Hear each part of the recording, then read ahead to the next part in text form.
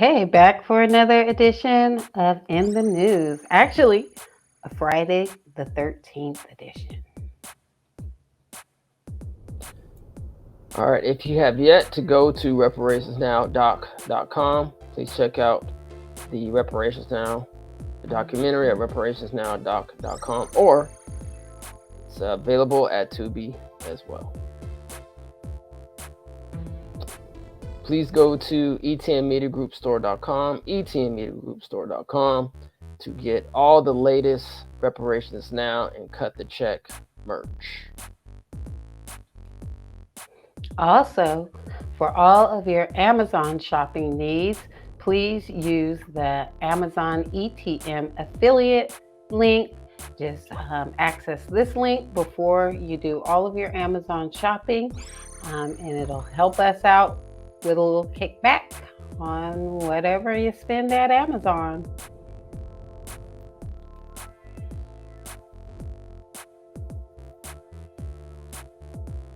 All right, and on this week's edition of In the News, we have some sad news. Longest survivor of the Tulsa massacre has transitioned. Hugh Van Ellis, Ashe, Tulsa massacre survivor Hugh Van Ellis passes away at 102. Hugh Van Ellis, the youngest of three last known living 1921 Tulsa race massacre survivors, passed away at 102 years old on Monday. Rep. Regina Goodwin, an Oklahoma legislator representing the Greenwood District, announced the somber news. Quote, a loving man, he was known as, quote, Uncle Red, end quote, Rep. Goodwin said in a statement on behalf of the family. Quote, he was among the three last known survivors of the 1921 Tulsa race massacre, one of the most horrific acts of racism, terrorism on American soil, end quote. A World War II veteran, Van Ellis lived through terror as a baby between May 31st and June 1st when a white mob deputized by Tulsa police rampaged through the Greenwood District, killing upwards of 300 black men, women, and children. Van Ellis, who passed away in Denver, Colorado, lived a life that saw traumatic racial violence in 1921 and the first black U.S. president in 2008. Born on January 11, 1921, Van Ellis survived physical violence and policy violence in the form of redlining, Jim Crow, and, quote, urban renewal, end quote. During the 100-year centennial in 2021, Hugh Van Ellis was honored by Congresswoman Sheila Jackson Lee. General Mike Thompson, former head of the Oklahoma National Guard, also made a formal apology to Van Ellis for the state's failure to protect black residents in 1921. And it appears that Mr. Van Ellis' attorney released a press release statement after his passing. We'll just read a few excerpts from that.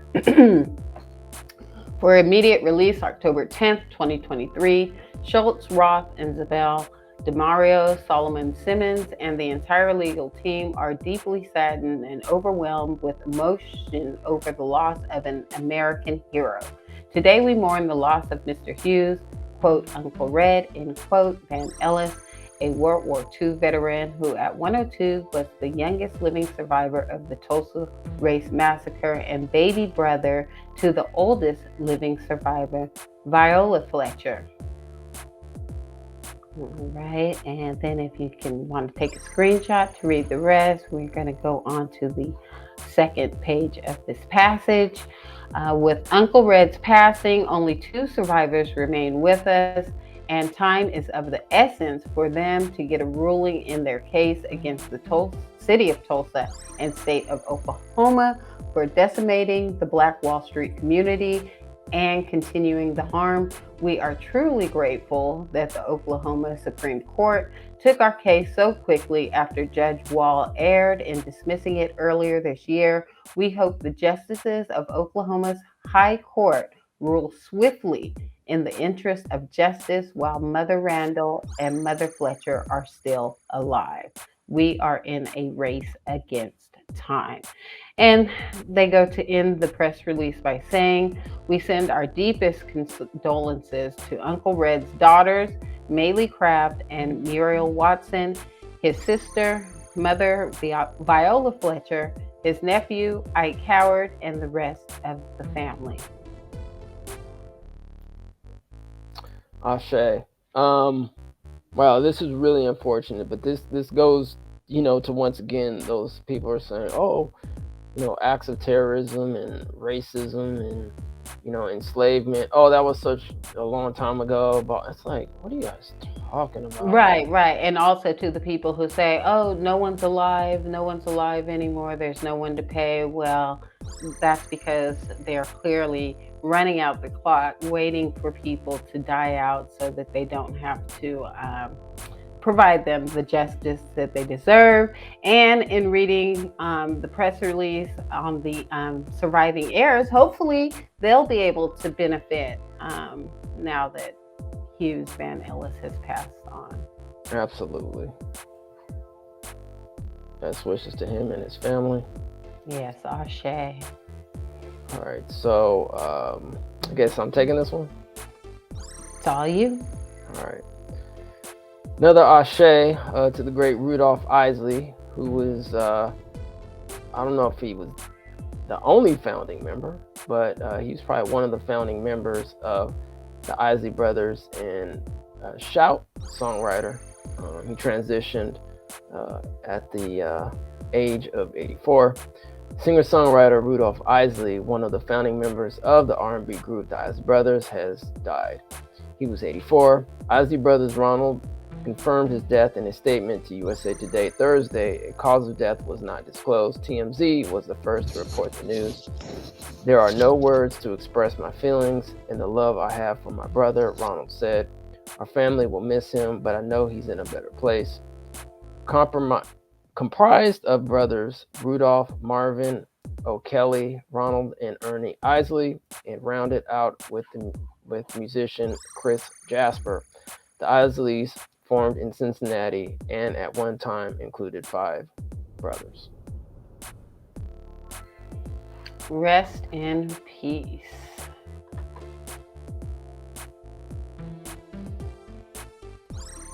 We've got some international news. As desperation in Gaza grows, Israel says it won't allow aid to flow until Hamas releases hostages.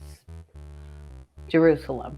The Israeli military pulverized the Gaza Strip with airstrikes prepared for a possible ground invasion and said Thursday its complete siege, which has left Palestinians desperate for food, fuel, and medicine, would remain in place until the Hamas militants that rule the territory freed some of the 150 hostages taken during a grisly weekend incursion. A visit by Secretary of State Anthony Blinken, along with shipments of U.S. weapons, were a powerful green light to Israel to drive ahead with its retaliation in Gaza after Hamas' deadly attack on civilians and soldiers, even as international aid groups warned of a worsening humanitarian crisis. Israel has halted deliveries of basic necessities and electricity to Gaza's 2.3 million people and prevented entry of supplies from Egypt. That is an ongoing situation.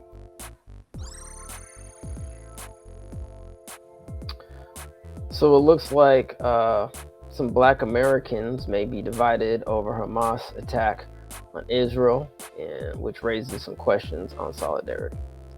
Black Americans have expressed a range of emotions regarding Hamas' recent and deadly attack on Israel, with many taking to social media to highlight what they perceive as a lack of support from Israel and some members of the Jewish community for the Black Lives Matter movement.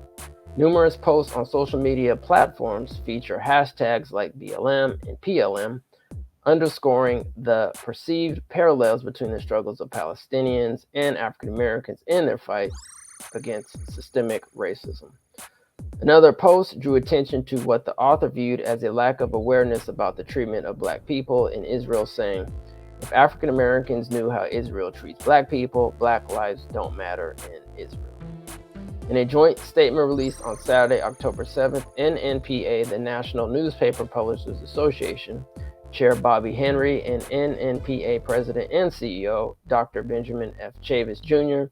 unequivocally condemned the acts of violence committed against the Jewish people and the nation of Israel by Hamas. The statement emphasized that Hamas's action, including firing rockets and infiltrating Israeli territory, significantly escalated the ongoing conflict between the two parties. Despite this, a different social media user expressed skepticism, asking, when has anyone in Israel said to pray for the American Negro? Question. Our Holocaust has been ongoing for 400 plus years. Has Israel ever told the U.S. not to send any money until after it repairs Black Americans? I mean, it's biblical to take care of your own family first. End quote. Charity begins at home. Gotta take care of the home first. True. All right, I think we actually have a video. Looks like there was some protests going on. Some pro-Israeli or pro-Israel and pro-Palestine rally that happened at a college. I believe it's somewhere on the East Coast. Don't quote me. Maybe Columbia. I don't know. Anyway, here's a clip.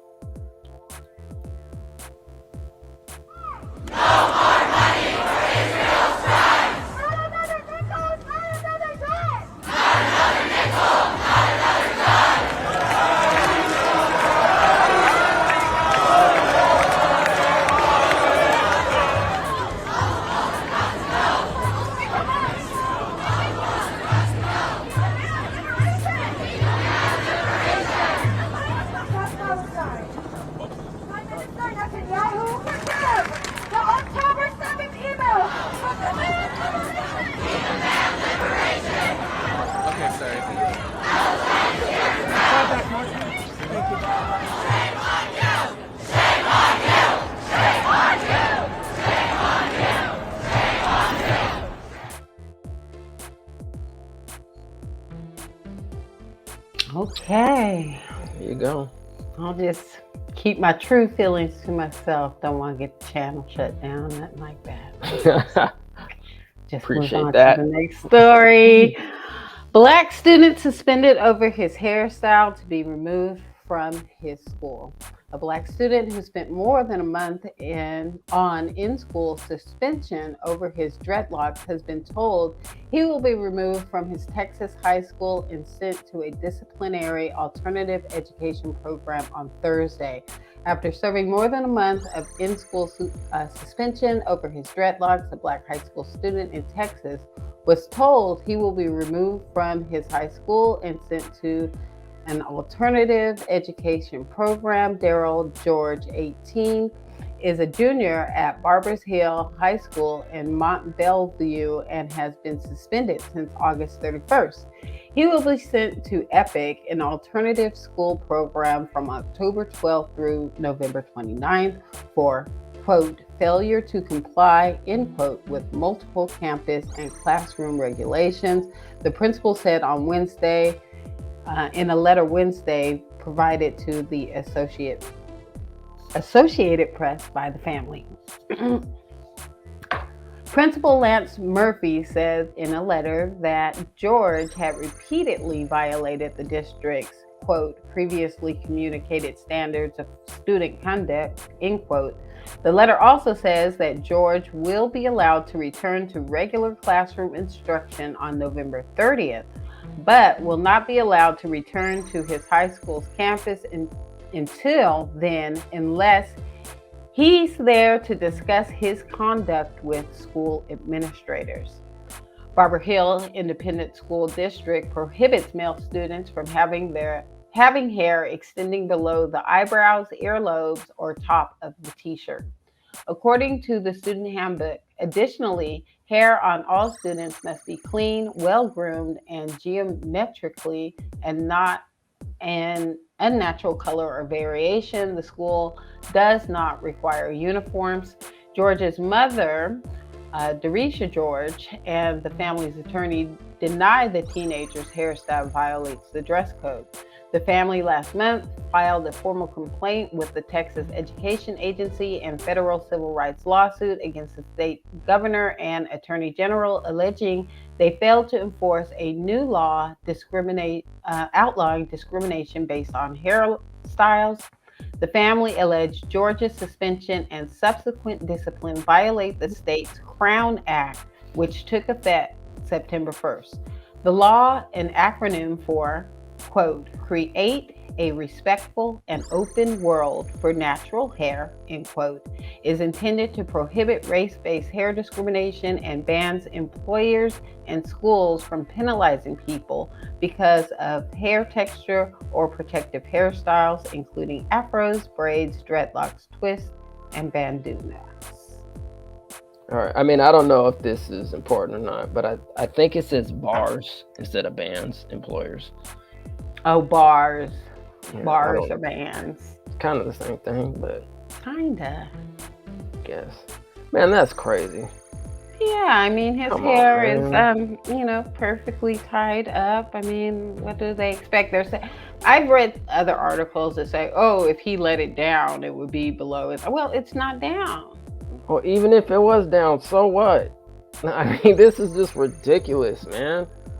Like, people just need to get over it. It's people's hair. I mean, right.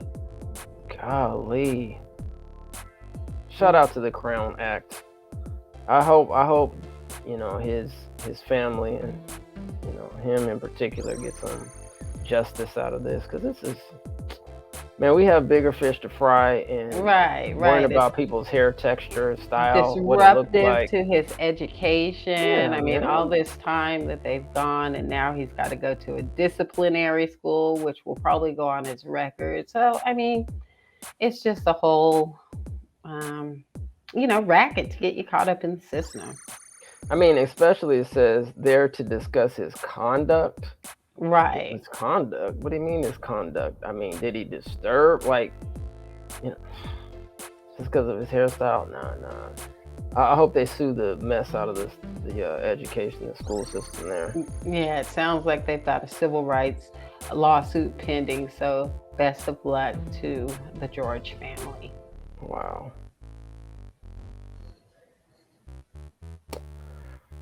All right, some sad news. A man dies in hell of Sacramento police bullets. NAACP branch demands independent investigation. Calls shooting death not an accident. Sacramento, California. The Sacramento branch of the National Association for the Advancement of Colored People, NAACP, Monday strongly criticized the shooting death of what appeared to be a distraught man on August 15th on a regional transit train by Sacramento City Police. Declaring the incident had a predictable outcome. It was not an accident. That's according to the NAACP, demanding an independent investigation of the police killing of Dante Day. He was a 44-year-old black man after he displayed a knife on the largely unoccupied train. Sacramento NAACP President Betty Williams said, "We're demanding an independent investigation into the death of Dante Day," adding, "We implore our city leaders to continue to provide support and compassion for those battling with mental health conditions." Witnesses on the train called 911, but did not confirm Day was threatening anyone, noting only he's holding the knife in the air. But police, according to the video, apparently treated their encounter differently. Although Day was sitting calmly by himself on the train, Day died in a hail of police bullets minutes after police intervened. The NAACP said they had learned. Another 911 caller informed dispatch that Mr. Day asked for assistance and needed care, an important fact that was not made public. The NAACP statement also noted that there was an individual who remained on the light rail with Mr. Day. When officers opened the door, the individual sat calmly, not too far from Mr. Day, and they both were in a relaxed posture as the doors opened. NAACP added, the Greater Sacramento NAACP believes that the civilians should have been escorted from the train, secured train exits, and waited for a mental health team because at that time, there were no exhibited aggressions or verbal threats to the officers or the community. The NAACP in its statement added, many communities, especially Black communities, share the same sentiments as Mr. Day about the police when he said, as seen on the video, I'm scared of y'all, bro.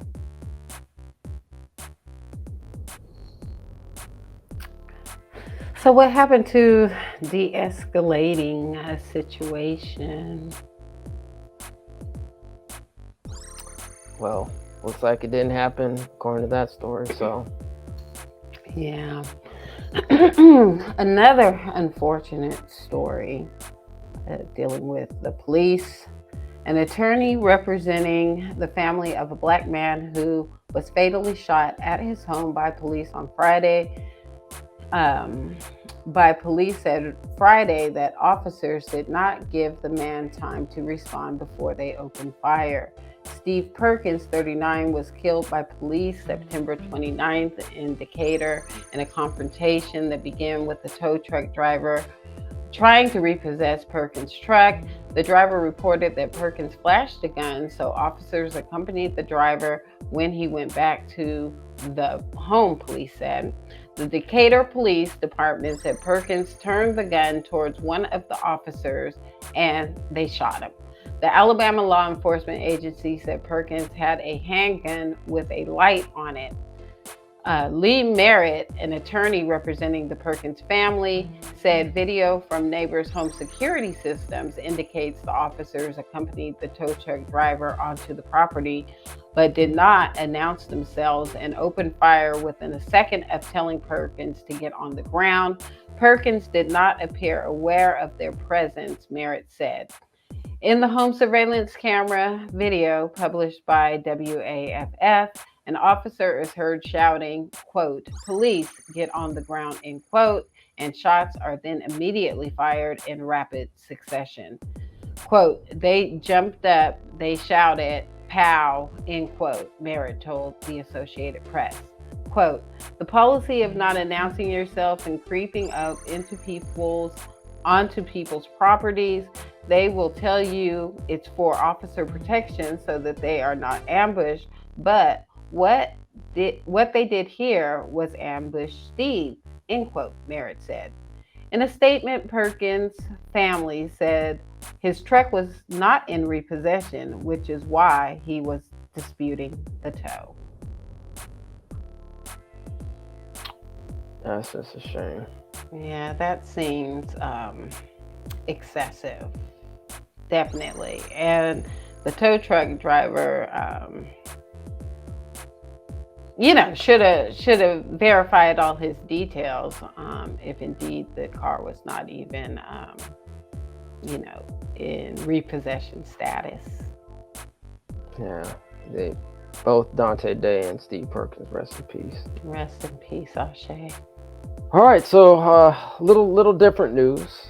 According to this article, titled Time to Take a Bow, James Wheatley, who is the current, I believe, don't get me wrong, but I believe he is the founder of Celebration Arts here in Sacramento.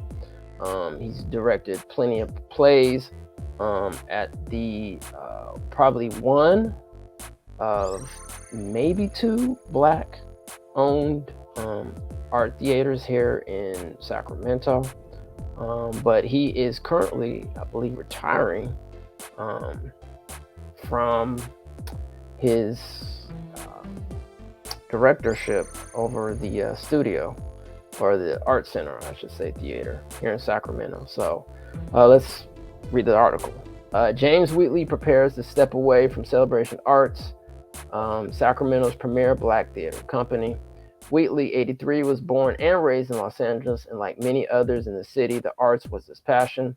In his formative years, he trained as a professional dancer, but by no means did his talents end there.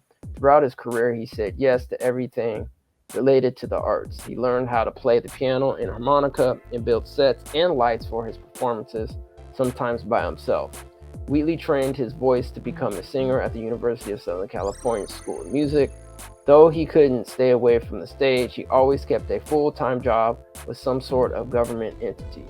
One of those jobs brought him to Sacramento in the early 1980s, and unquestionably, he brought the arts with him. For those who are in Sacramento or that might be traveling to Sacramento, or if you just want to support the theater, probably one of the few black theaters in the country, and especially here in California, you can go to www.celebrationarts.net. That's celebrationarts.net to get more information. Yeah, it's a cute little theater. I've been to a few plays there, but I believe they may have moved to a new location from their old spot. They got a grant and were able to do some renovations or get a new building, and I haven't been out to the new space since the renovations. So best of luck to him in his retirement. Sounds well deserved. Yeah, it's actually, I've been there a few times. It's nice. Yeah. Have you been since the renovations, I think, that just happened in the last few years? Yeah. I went sometime last summer, or this summer, I should say this summer. It probably seats, don't quote me, maybe about 100. It's a small theater. Yeah, it's a small theater, yeah. Maybe about 100, but it has a pretty nice stage. You can, definitely show, screenings there. Obviously they hold plays there. I believe they're doing one on Thurgood Marshall. Is it James Ellis, I want to say? I think that's the director there now. That's kind of, taking over for James Wheatley. Okay. All right. Well, best of luck to Celebration Arts in the future. Hope they continue to thrive. They do put on some powerful productions.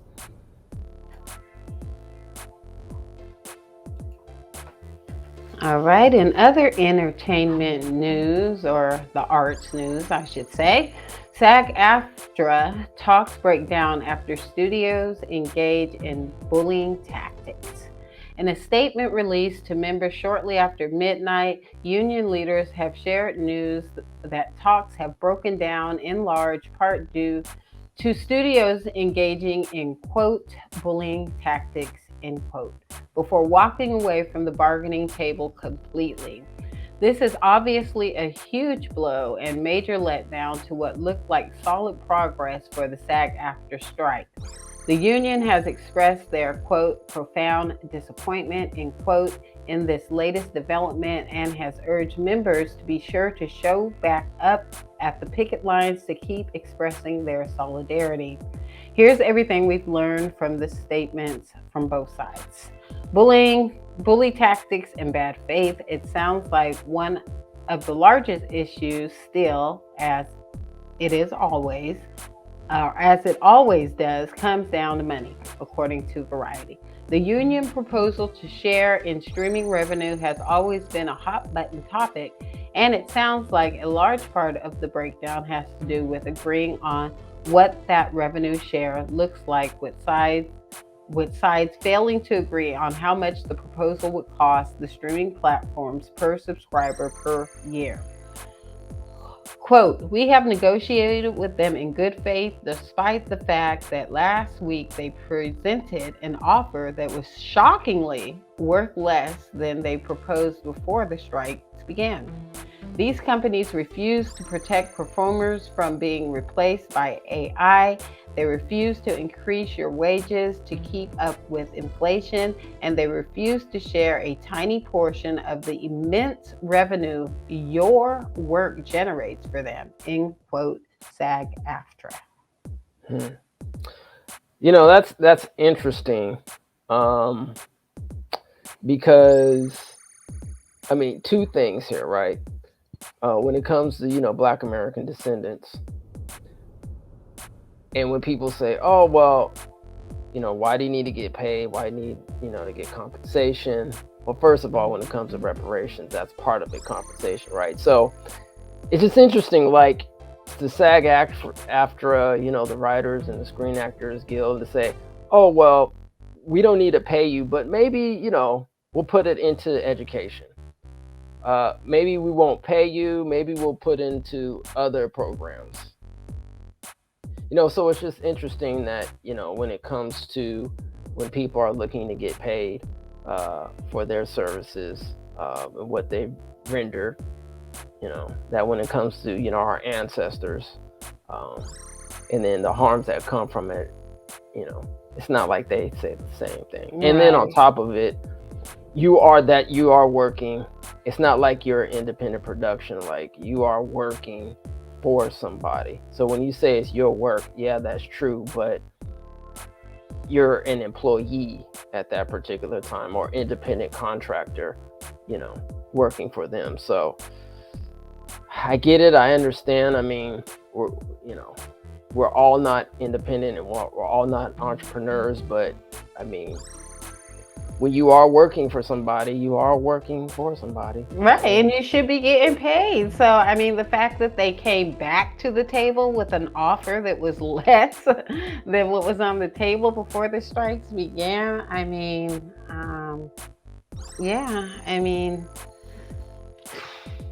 Yeah, no, I mean, I'm not disagreeing with the strike. I think it should happen, and I think everybody who does work, in this industry or any industry should be getting paid for their work.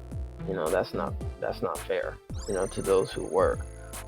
It's just that, when you're in, it's just the nature of the beast. I'm not saying it's right, but unfortunately, this is what happens, in corporate America. Well, it looks like back to the drawing board. So it looks like they're going to be going back to the picket line on this. Hopefully they get, what they deserve. All right. Applying for college with AI. As artificial intelligence tools get better at mimicking human-created content, it's soon likely that a college admissions essay written by a bot won't read that much differently than one written by a human student. It's this concerning prospect, Cal Matters Education reports Carolyn Jones and Mikhail Zinstein write, that is prompting some California colleges to be on alert.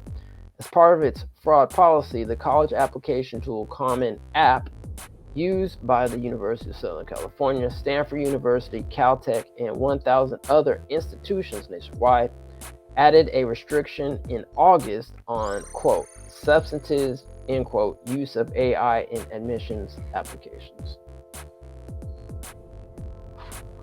Yeah, so, the information, it seems like to me, and, I obviously haven't filled out college applications in a long time, but that's usually pretty personal information. You think that you have to, be coming from the first person. So it'd be interesting to see what kind of fraud they're able to uncover in this process. Yeah, I think we should do a show on AI. I kind of want to tackle this topic and maybe, look into it a little bit further. Yeah. Because it is becoming, it's becoming very prevalent in our day-to-day lives. Speaking of which, we have another AI story here regarding Disney. Disney gets roasted for creepy AI in Disney Plus movie Prom Pack. Earlier this year, Disney debuted the teen comedy Prom Pack. Some viewers have since noticed something off about the extras. Many had noticed this shortly after the film arrived in March, though it's now gone viral online as SAG-AFTRA strike negotiations continue to stall. One particular clip takes a closer look at the audience at a baseball game, with the complete lack of emotion giving way Disney's use of digitally created extras. This has led to a renewed criticism against Disney. The use of AI to create extras using the digital likenesses of actors is one of the biggest bones of contention with the ongoing SAG-AFTRA strike. This follows the revelation that major studios have been scanning the faces and likenesses of extras to recreate them digitally in other projects without any permission or payment. So, do you see why it's a problem in the entertainment world? Yeah, it is. It is an issue. And I think we have a clip to go along with that. It's a quick one, so you might want to do a screenshot to get a closer look. Let's take a look.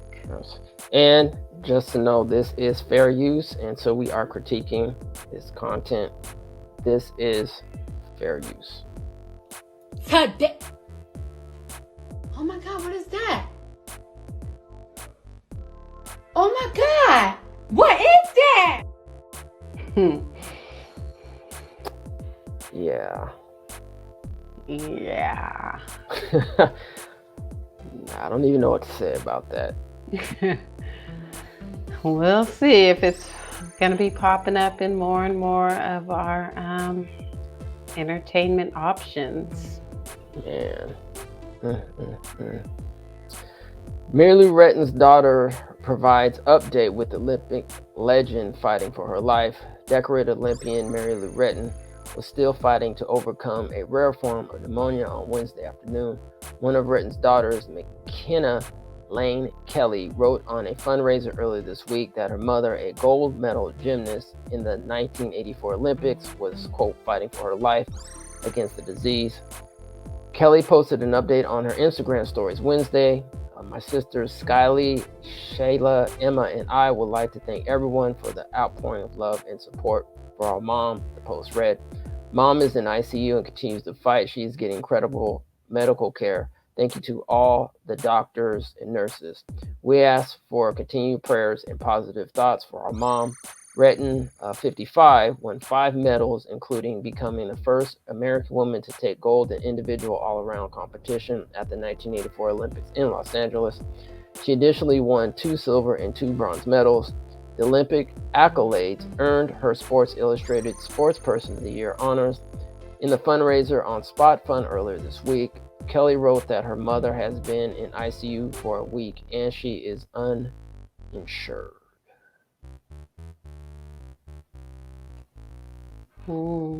May she pull through. So from gold medalist to, being uninsured. I know. How's that supposed to work out? You're an Olympic, basically an Olympic icon. Right. It's almost like our veterans. They should be taken care of. Yeah, you're like, what? How can somebody who's won all those accolades and now she's uninsured? Right. They don't have insurance for their Olympians. This is crazy. I don't know. It's just a question. We don't know. We don't know the predicament and what happened. It's just a shame, that, if that is the case, that they don't provide that Americans not taking care of its American icons. But as descendants of enslaved here in America, we know that all too well. All right, rapper Crazy Bone of Bone Thugs and Harmony in hospital for bleeding artery in lung. Anthony Henderson, known as Crazy Bone of Bone Thugs and Harmony, is in the hospital. The rap group's manager, Bobby D, confirmed to the Los Angeles Times on Monday. D did not immediately respond to people's requests for comment. According to the outlet, D did not state why the 50-year-old was hospitalized. However, All Hip Hop reported on Sunday that Crazy Bone checked himself into a hospital in Los Angeles on Friday after he started coughing up blood. Doctors reportedly detected in the musician's CAT scan a bleeding artery in one of his lungs. As a result, he was immediately operated on and placed on a ventilator as of Sunday, per All Hip Hop. TMZ reported Monday that Crazy Bone was placed in an induced coma to help with the healing process, as the artery is still bleeding. Sources also reportedly told the outlet that the Cleveland native medical team plans to go into surgery again to repair his blood vessel. Now, when was this article written? Because I did see a video update of Crazy Bone where he was speaking, for himself, and just saying, cherish every day. You just never know when it's going to be your last. Thanked everybody for their prayers, and said he was on the mend. So maybe we can do an update next week to see where he's at on his recovery process. Yeah, this article looks like it was updated on September 27th. So yeah, I mean, he might have posted an Instagram somewhere or something, maybe. Yeah, I think it was just a social media post. So we'll have to go back and do some research. But what I saw, it seemed to be that he was out of the woods. He was still in the hospital in the video, but he was able to speak. Well, speedy recovery, brother. Speedy recovery. Godspeed. 1.77 billion winning Powerball tickets sold right here in California. A lucky player purchased a jackpot winning Powerball ticket in California worth a whopping 1.765 billion.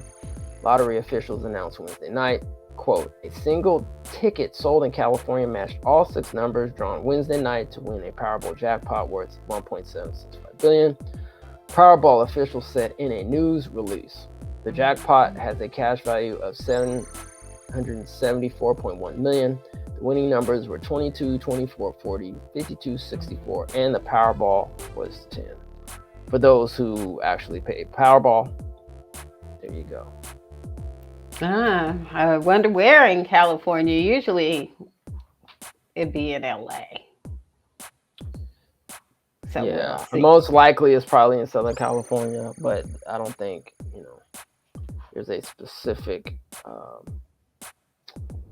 area where they're saying. I mean, I don't know if it's because privacy concerns, security issues. Right. But so eventually they'll probably say something. Probably SoCal. I know my daughter's out in SoCal, and whenever it gets high like this, I'd be like, "Did you get your ticket?"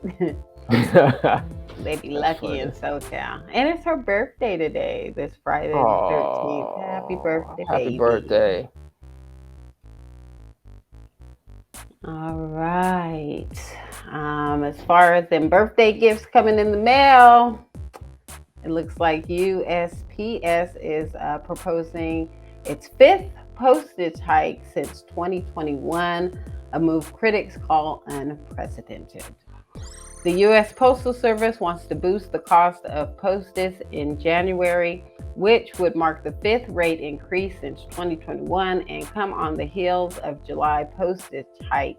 Some critics are decrying the plan, saying that the rapid price increases are unprecedented and causing customers to stop using the mail.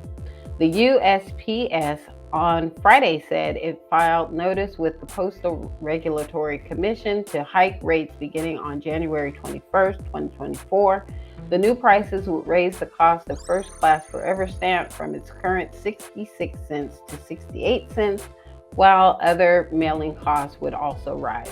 If approved, the rate hike would represent the 5th increase since August 2021, when a forever stamp increased to 58 cents.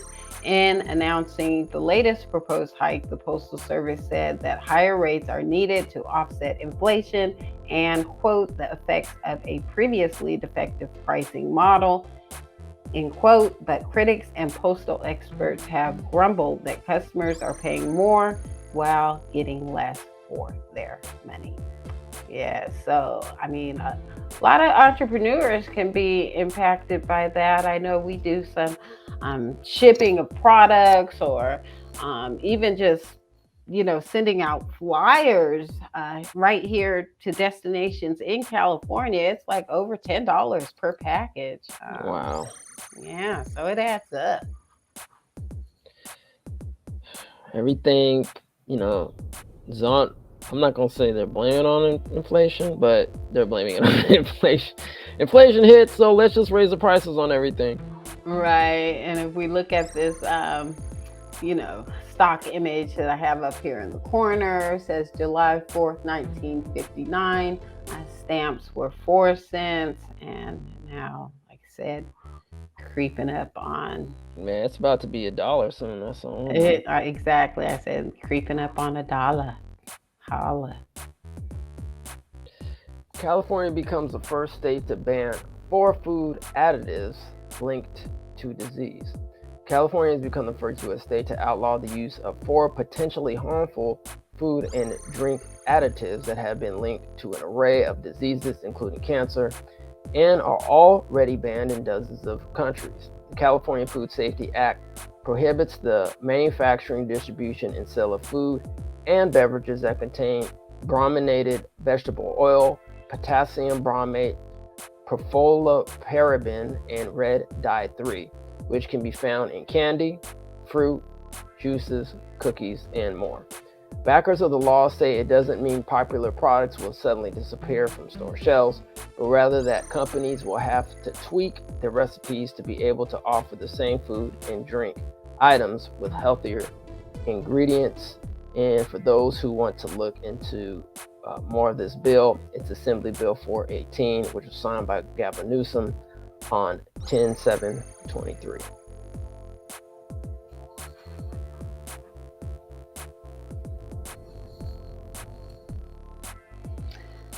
Biden says the border wall is ineffective. Here are key things to know. The Biden administration last week placed itself in the position of trying to explain how its decision to fast-track new construction of barriers along the U.S.-Mexican border, which officials called an urgent necessity, did not amount to policy reversal. After all, the president pledged during the 2020 campaign that he would not build, quote, another foot, end quote, of the barrier. One of Biden's executive orders on his inauguration day brought President Donald Trump's signature project to a grinding halt, with the new president calling the effort to keep migrants from crossing into the United States a waste of money. The environmental group and others who cheered that decision were dismayed to see Biden officials announce October 5th that they would waive environmental and construction laws for the first time to install roughly a dozen segments totaling 17 miles of new barriers in South Texas. When reporters asked Biden whether he thought border barriers were effective, the president flatly said, quote, no, end quote. His certainty seems squarely at odds with the Department of Homeland Security's notice calling new border wall segments urgently needed, quote, to prevent unlawful entries into the United States, end quote. And I believe we've got a video so we can hear it from the horse's mouth. All right, let's do it. Answer one question on the border wall. The border wall, the money was appropriated for the border wall. I tried to get them to redirect that money. They didn't. They wouldn't. And in the meantime, there's nothing under the law other than they have to use the money for what was appropriated. I can't stop that.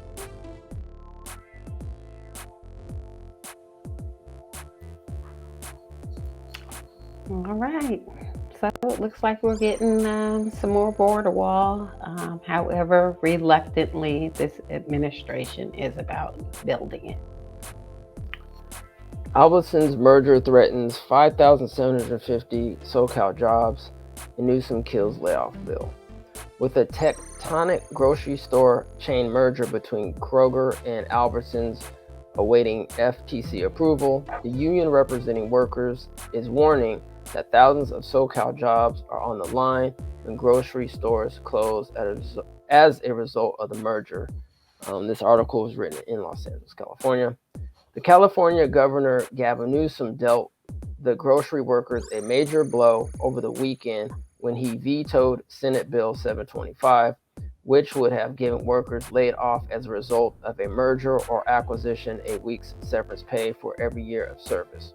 The FTC is expected to decide whether the merger between the region's dominant grocery chains violates antitrust laws early next year. If the $24.6 billion deal is approved, some neighborhood grocery stores will likely close. In Los Angeles and Orange counties, 115 of 159 Albertsons stores are within 2 miles of a Kroger store and are potential targets of closures by the Federal Trade Commission. This could result in an estimated 5,750 jobs being lost in the Los Angeles region alone, according to the United Food and Commercial Workers Western States Council, the union that represents the workers. So the jobs will be lost because why? Because of the merger. So I mean, this normally happens, when mergers happen. People just. So this is saying that when the jobs are lost, they will not get the severance package. Correct. Yeah, because of Gavin Newsom vetoing that. Wow. What is it? The bill again? 725. Yeah, Senate Bill 725. Do we have Albertsons out here? Or do you know where one's at? I don't know when the last time I've been to an Albertsons. I don't recall. I don't honestly. I know they have them definitely in Southern California. Yeah, but out here, I don't. It seems like I've been to an Albertsons, but maybe not in Sacramento. Man, maybe back in the day. Yeah. But I just don't recall seeing, honestly, any Albertsons here in Northern California. Yeah, not in some time. So, like you said, the closure of the merger is real. New California law creates Ebony Alert to find missing Black youth and women. A new California law will create an emergency alert system to help find missing Black youth and women between ages of 12 and 25. California Governor Gavin Newsom signed SB 673 into law October 8th. The bill, which goes into effect January 1st, will enable the California Highway Patrol to activate the new Ebony Alert upon request from local law enforcement when a Black youth or a young Black woman is reported missing, quote, under unexplained or suspicious circumstances, end quote, is considered, quote, at risk, developmentally disabled, or cognitively impaired, end quote, or has been abducted. Quote, the Ebony Alert will ensure that vital resources and attention are given so we can bring home missing Black children and women in the same way we search for any missing child or missing person, end quote, State Senator Stephen Bradford, a Democrat who sponsored the legislation, said in a statement. All right. Well, I'm glad they're, focusing on Black children and Black women. That's a good thing. Right. And I noticed you didn't add any of the comments from any of these articles, but once again, people are upset, that anything would be done to, protect Black women and children. As we know, just our cases and disappearances, they just really don't get a lot of airplay compared to, white counterparts. Yeah. And I mean, I know everybody's included in because the Amber Alert came up, but the Amber Alert, that bill was written because of a little missing white girl. I mean, so it's about time we have something to focus on our missing as well. Well, speaking of who needs to focus, Steve Scalise drops out of Speaker's race as House GOP faces leadership crisis. House Majority Leader Steve Scalise announced he was dropping out of the Speaker's race Thursday after House Republicans failed to coalesce behind him in the aftermath of Kevin McCarthy's historic ouster. The swift downfall of Scalise's speakership nomination came just a day after the GOP conference voted for him over Republican Jim Jordan, 113 to 99. The withdrawal was as shocking as it was predictable after a band of Republicans almost immediately blocked his path and said there was no way they would vote for Scalise as Speaker. The move deepens the House GOP leadership crisis, with still no indication there is any viable candidate who could secure the 217 votes needed to win the gavel.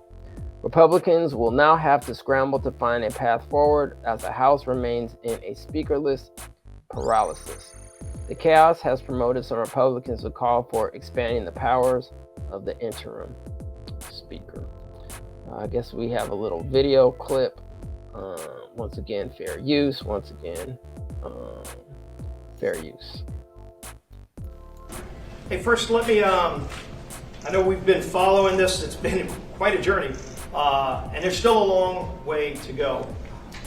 I just shared with my colleagues that I'm withdrawing my name as a candidate for the Speaker designee. If you look at over the last few weeks, if you look at where our conference is, there's still work to be done. Our conference still has to come together and is not there. There are still some people that have their own agendas, and I was very clear. We have to have everybody put their agendas on the side and focus on what this country needs. This country is counting on us to come back together. This House of Representatives needs a speaker, and we need to open up the House again. But clearly, not everybody is there, and there's still schisms that have to get resolved.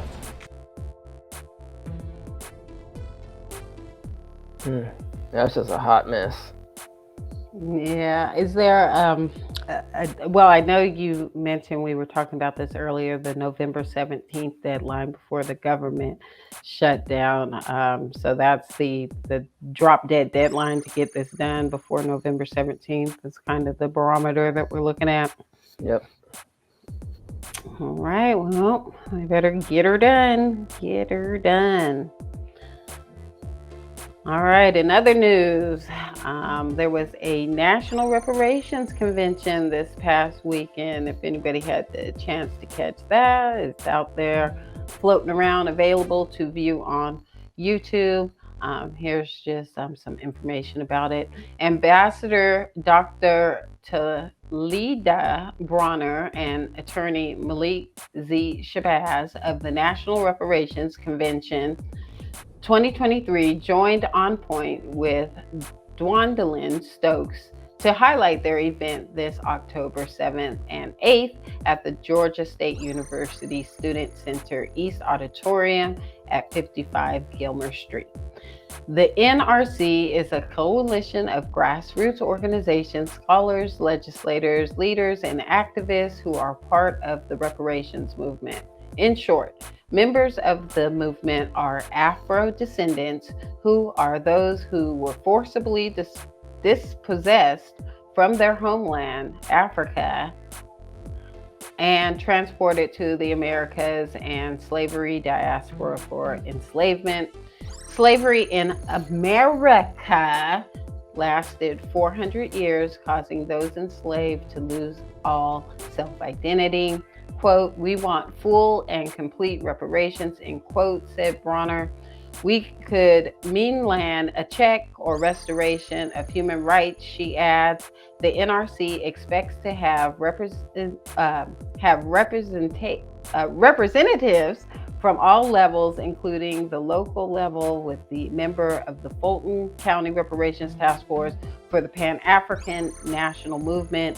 The NRC intends to proceed with unity. So, as you can see, this convention has already happened, and this was an article leading up to it, telling us what it's about. And I think we have a little video excerpt of the proceedings that day.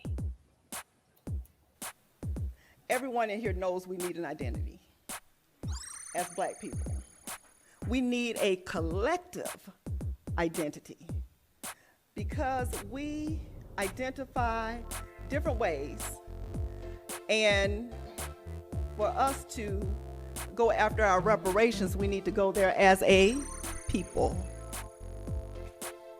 So we want you to declare that you are Afro-descendant today, and spread the word and get others to declare. And let's spread our identity. like our international brothers and sisters are doing.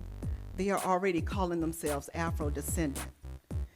And for us to be connected, because we were all, again, as we read in the definition, transported for the purpose of slavery. We were enslaved. African American does not really represent us. We're not completely the Africans we were when we left. We're not really European, which American is someone of European descent, right? We want you to accept, Black people, that you are Afro-descendant. You can say, I'm African American Afro-descendant. It's okay. You can say, I'm a Lost Foundation of Islam Afro-descendant. That's okay. You can say, I'm a Hebrew Israelite Afro-descendant. That's okay. You can say, I'm an N-Cobra Afro-descendant. That's okay.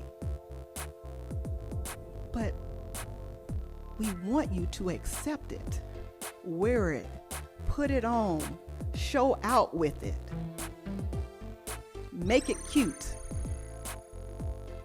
and make it the thing to do, and that everybody knows it.